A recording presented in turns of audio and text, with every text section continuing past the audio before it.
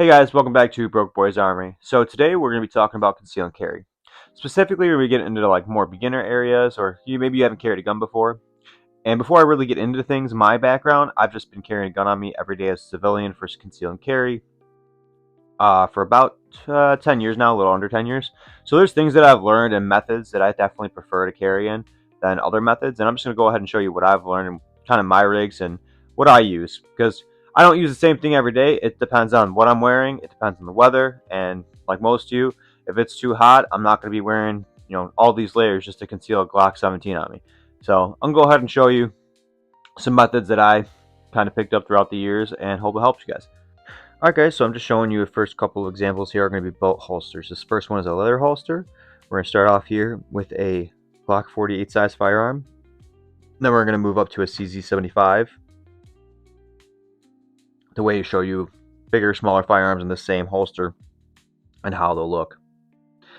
So you can see still pretty concealable with the CZ75 in there.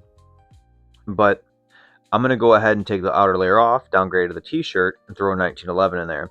Still thin firearm, still pretty big. This is a commander size, so it's 4.5 inch barrel, so it's still a fairly big firearm. But you can still get away with it. It's not super concealable. Next up is like more of a, if you have a jacket or an outer layer on and you want to have more of a Kydex holster, that's a Glock 19. And with these holsters, it's dependent on where you have it, on how it's going to print. So you can see how I have it here, how I kind of show you the outline. And what I'm trying to do is I'm trying to match that grip, that whole grip like length from the top of the slide to the bottom of the grip with my love handle. Like, so it's not exceeding going past my back. Because what I found out when you do that and you have your, basically the grip of your gun cross your love handle and then swallow your back, when you go to bend down or something, it's very noticeable and it prints very well, like very noticeably. So what I try to do is I try to keep it in there. I'm trying to show you an example of that. And with this very loose fitting shirt, it's a little hard to, because this one's a very concealable shirt. But I'm kind of trying to show you where it does peek out at if you're wearing something a little bit, thinner cut. Not thinner cut, but a little bit tighter to the body. So, but if you take something like a Glock 26 size, this is a CZP-10S, so it's very reminiscent of a Glock 26 size. It's very ultra concealable, and you don't really have to worry about that as much. Just firearms that are like, bigger, Glock 19, Glock 17, those size firearms, you might have to worry about that crossing the swallow of the back. Well, with something as small as like a Glock 26, CZP-10S, those size firearms with belt holsters are very easy to conceal and not hard at all. Next up, I want to show you an issue that we see with appendix carry all the time. As you can see right there, as I lift my arms up, you're going to see the belt, or not the belt, but you're going to see the holster clips. And sometimes you could actually see the firearm when people lift up or go to grab the top shelf. So I'm going to show you here how to fix that. And it seems pretty simple, but most people just don't spend the time to actually do it.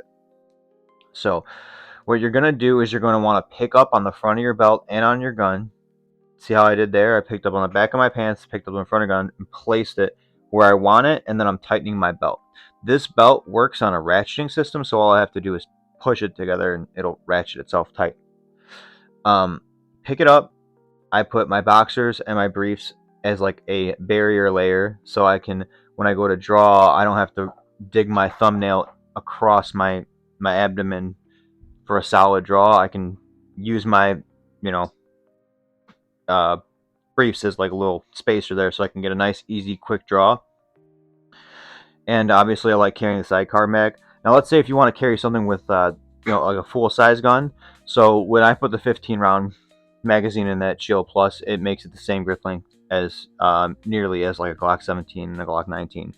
So as an example, what I'm going to do is I'm going to remove that sidecar for the magazine, and it's not really a sidecar, it's just a magazine carrier. And I'm going to shift that holster over to the left, and I'm going to angle it to where that grip is facing more of an upward angle, and it's not going horizontal with my waistline. And that way, that method for me seems to work really well. It gives me a really easy place to draw, and what I do is I just keep the spare magazine in my pocket. So this is a little bit of a deeper concealment method. As you can see, you can't tell that I have a gun on me, but if I lift my shirt up and draw, a gun comes out. Now, I'm using a For demonstration purposes, I'm using a hair tie that's a little bit bigger than I would normally, so like the draw is a little more exaggerated as far as the holster coming off. You could even use a loop of paracord, you could use a loop of string, any of this. All you're going to do is, as you saw, you're just going to clip your little trigger holster, the actual clip, onto the string or hair tie.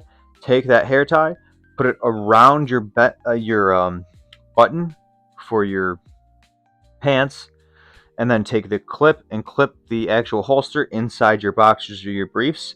And then you're going to go ahead, and it's a lot easier if you actually have it holster, the trigger holster, on there, and then go to put it in your boxers and briefs. But as demonstration purposes, I was just trying to show you. And then you're going to go and tuck your shirt in around that string and all over, and then this way you're able to carry below the pant line. I had to do this recently, and it works out pretty well. I do this on occasion whenever I need to carry below the pant line. I need to actually tuck in my shirt and basically look like I don't have a firearm on me when I, in a more professional setting. But this is a very nice way to carry if you're looking for like a deep concealment type of carry. Alright guys, thanks for sticking around to the end, for those who did. That's pretty much today's video. I hope you guys learned something. I hope there's at least one piece of information you could take away from this if you're new to conceal and carrying.